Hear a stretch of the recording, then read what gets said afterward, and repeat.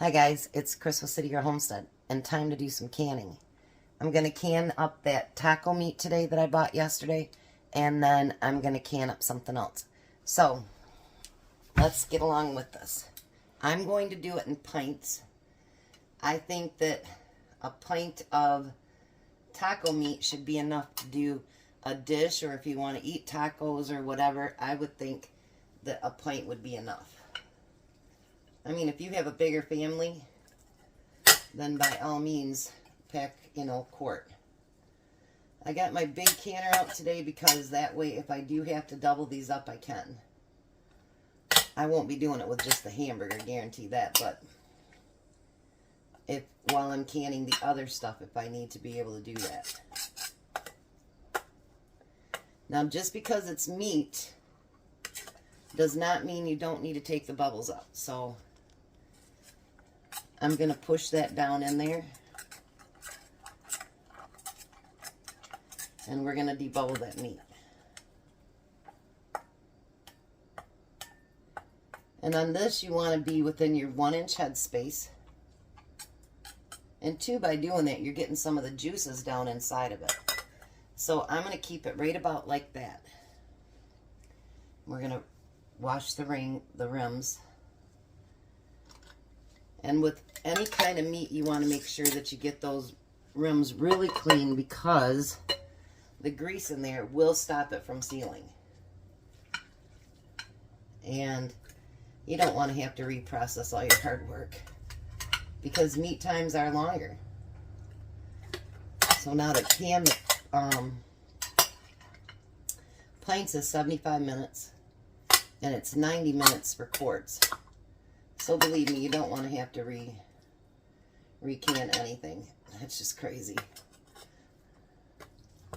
So you want to do everything that you can to prevent having to do that. So get that pushed down. And see how it's getting some of the liquid there in the bottom?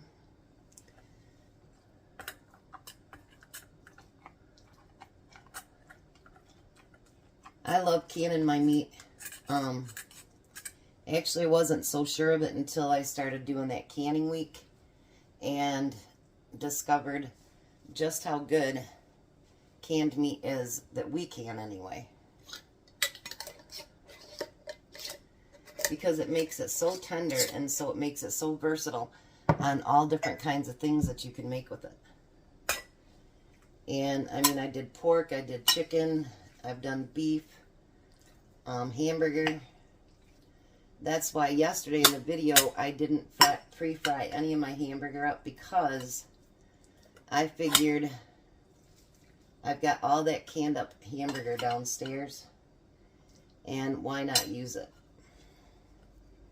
I was told by someone, oh, it tastes like dog food and all this other stuff, and actually it doesn't. It tasted really good. And so did the taco one. So I disagree when they say that.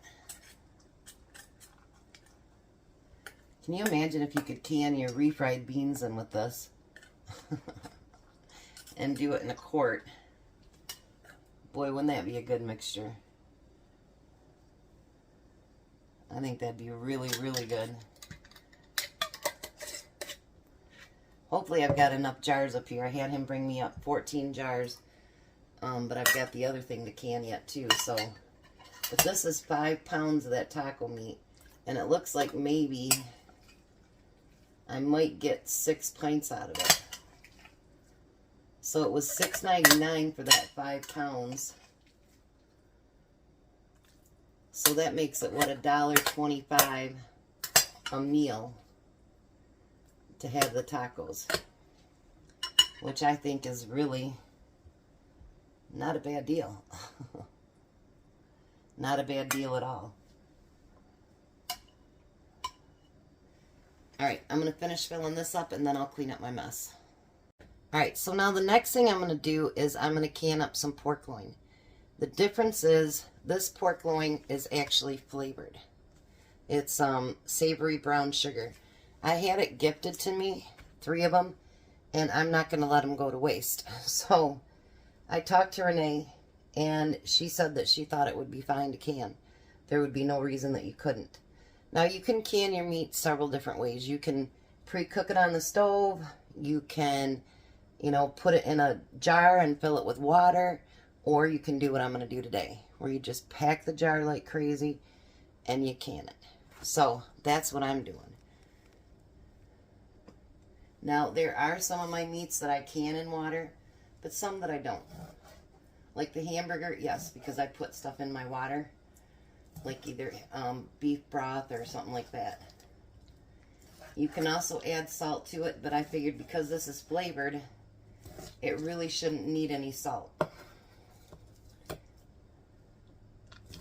So now what you're going to do with this, because you know all meat shrinks.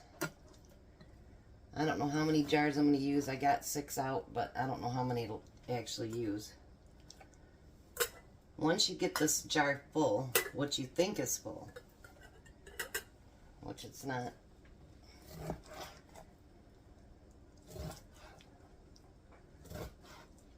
Let's see here. Because it will shrink.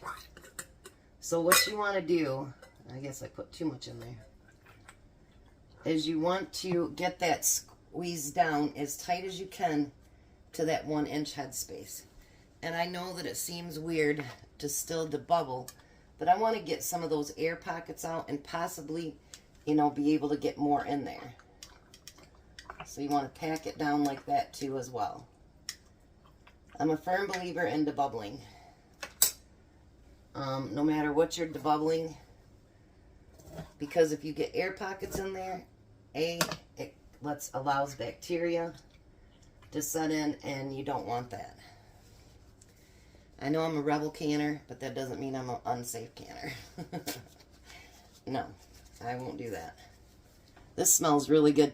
So between this smell and the smell I got from the taco, oh, you guys, my kitchen smells so good right now. So see how packed in there it is? Now when you see it come out of the canner, it will be nowhere near that packed. It will shrink up a whole lot. And believe it or not, especially pork and some of your other meats, they do have a lot of liquid in them from the fat and whatever. So there will be liquid in the bottom of your jar. Even though you didn't add any, there will be some. So it's not like, even though it's dry canning, it's not going to be completely dry. Because I love my scissors. I seem to be washing them all the time because I don't know if you're supposed to use it on all the stuff that I do, but I do. Now you can use bigger chunks, you can use smaller chunks.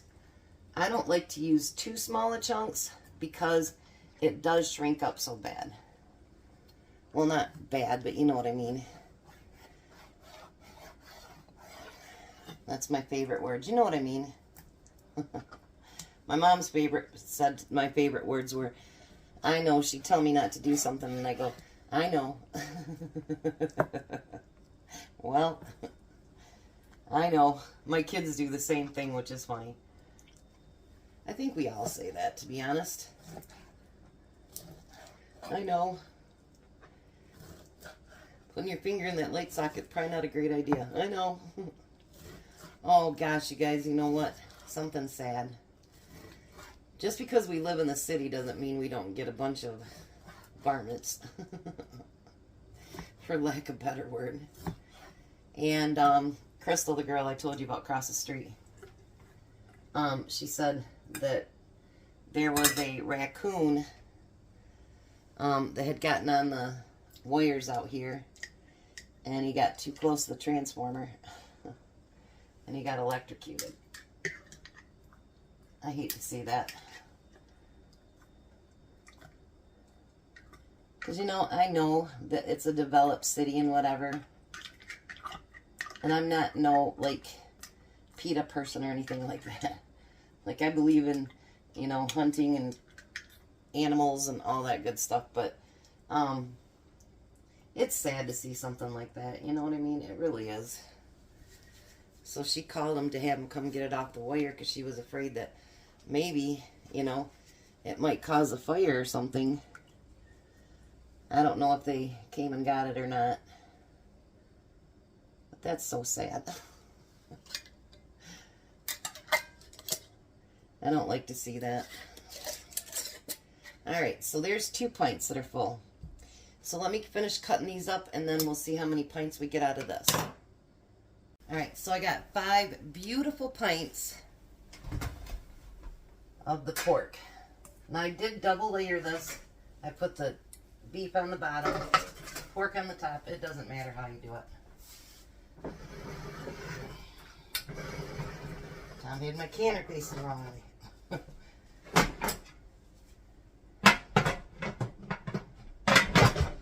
You want to get the lid on there, and then we want to get it zoomed up. So now what you want to do is, as soon as this gets to where it's pressuring, it's going to come through this vent hole up here. You want that to vent a complete 10 minutes, and then once it does, then we'll put the jiggler on it. I'll come back. I know that I tell you guys this each time, but I may not be getting tons of people that are joining, but I always want to make sure that whether we're beginning canners or we've done it for a long time, that there's certain steps that we continue to use. And there are a lot of people that are learning from watching us on all the different channels canning. So that's why I'm not thinking anybody's stupid. Nothing like that. You know what to do. But there are always newbies, and we want them to be able to enjoy canning just like we do. And so if they need to see it, that's what we got to do. So I'm going to let that come to pressure and go for 10 minutes, and then I'll bring you back. Okay, so now it's been doing this steady stream for 10 minutes. Now in this one it has a pressure gauge as well, so I'm going to put it on there. And now the pressure has to build up to 10 pounds.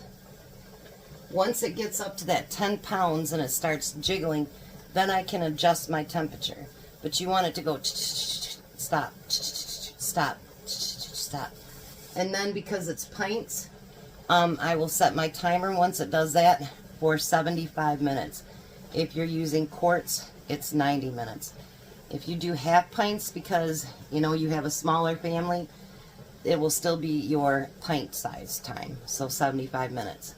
So I will be back when these are done, and let's see how they turned out. Alrighty, so there we go. That pork looks really nice, and if you notice, the liquid comes up all the way, and it covers it up without having to add any liquid to it. And there's the canned